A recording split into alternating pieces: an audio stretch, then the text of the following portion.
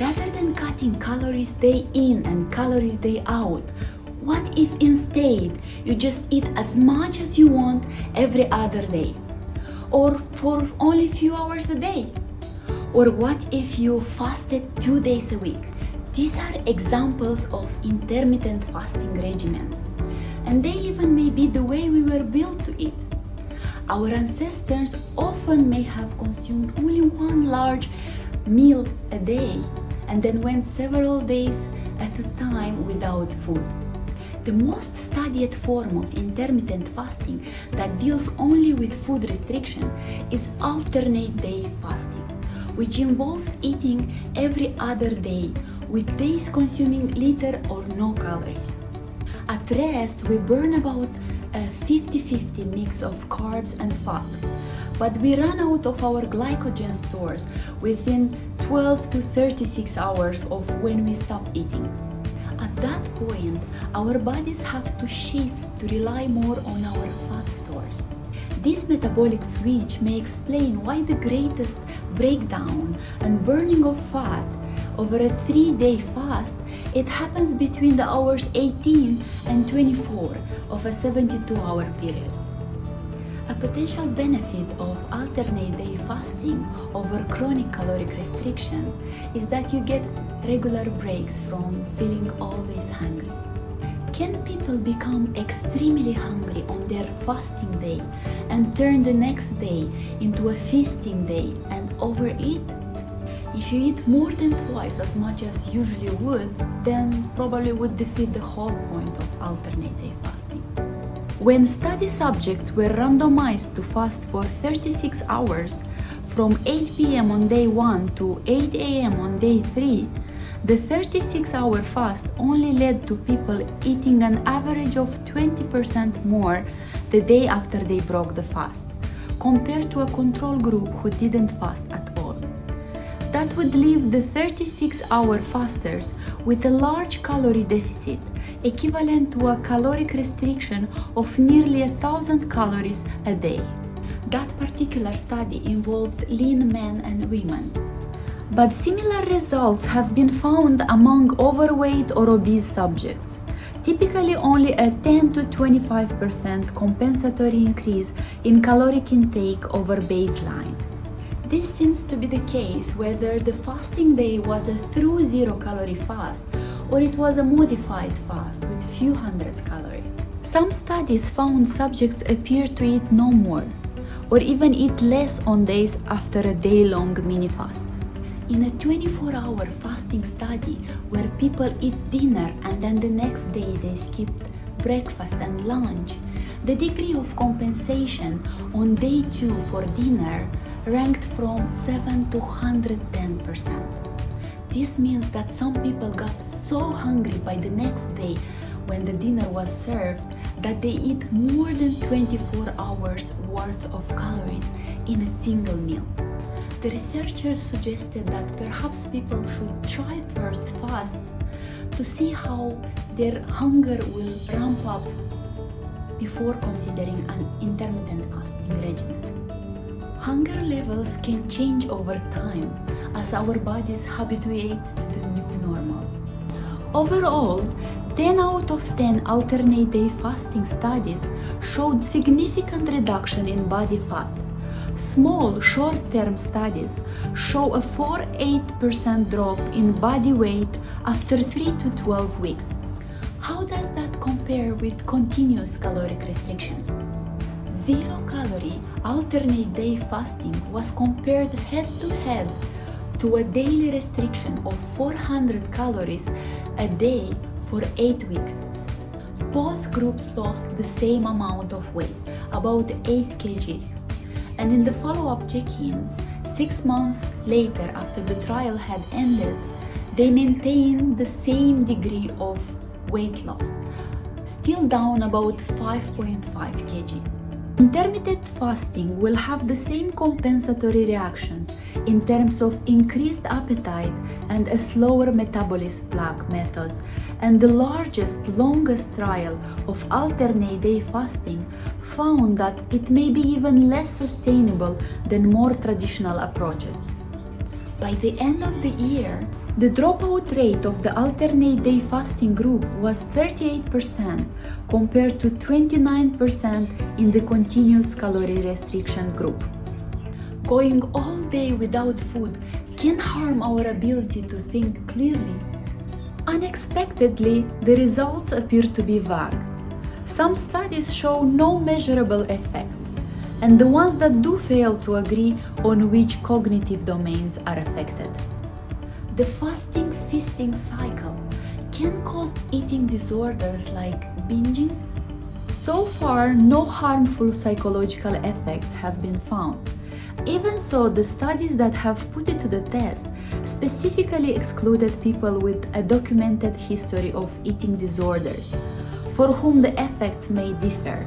After 6 months of alternate day fasting, despite about 7 kg of weight loss, which would usually result in a dip in bone mass, there was no changes in bone mineral density identified. However, there was no skeletal changes in the control group, who had lost the same amount of weight with continuous caloric restriction. The researchers suggest this is because both groups tended to be more physically active than the average obese individual by 1 or 2,000 steps a day. On intermittent fasting regimens have been noted improvements in blood pressure and triglycerides. Even so, they assumed this is because of the reduction in body fat, since the effect appears to be dependent on weight loss. Alternate day fasting can improve artery function. However, that depends on what is eaten on the non-fasting day. In a study to an alternate day diet high in saturated fats, the artery function worsened despite a 5.5 kg lost in body fat, although it improved as expected in the lower fat group. The decline in artery function was presumed to be because of the pro-inflammatory nature of saturated fat. A concern has been raised about the effects of alternate day fasting on cholesterol. After 24 hours without food, LDL cholesterol may temporarily bump up. But this is presumably just because so much fat is being released into the system by the fast. After a few weeks, LDL levels start to drop as the weight comes off. 100 obese men and women were randomized into one of 3 groups: alternate day modified fasting, 25% of baseline calories on fasting days, and 125% of calories on non-fasting days. Continuous daily caloric restriction, 75% of the baseline, or a control group instructed to maintain their regular diets. So, if you enter into the trial eating 2000 calories a day, you'll be eating 2000 calories a day in the control group. You will be eating 1500 calories a day in the calorie restriction group, and you will be alternating between 500 calories a day to 2500 calories a day in the alternate group. Both weight loss groups lost the same amount of weight, but surprisingly, the cholesterol effects were different.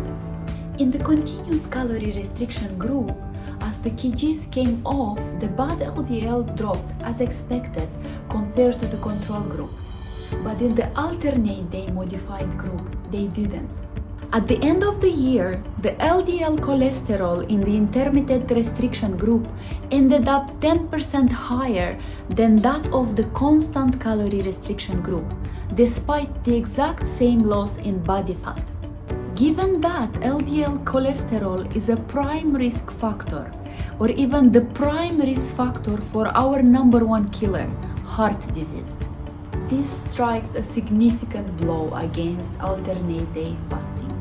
If you want to try it anyway, you should monitor your cholesterol to make sure it comes down with your weight. Consultation with a medical professional is a good idea before fasting for anyone on medication. The 5-2 diet. What if instead of eating every other day, you eat 5 days and then you fast the other 2? About 5.5 kgs of weight loss were reported in overweight men and women over a 6-month period, with no difference found between those on the 5-2 intermittent fasting and those on a continuous 500 calorie a day restriction. Even so, feeling of hunger may be more pronounced on the 5-2 pattern than an equivalent level of daily calorie cutting. It does not seem to lead to overeat on the non-fasting days. No adverse effects was noted for those fully fasting or sticking to just 2 packets of oatmeal on each of the fasting days, approximately 500 calories. The 5-2 fasting pattern appeared to have inconsistent effects on cognition. Alternate week fasting. Some intermittent fasting patterns employ longer alternating periods.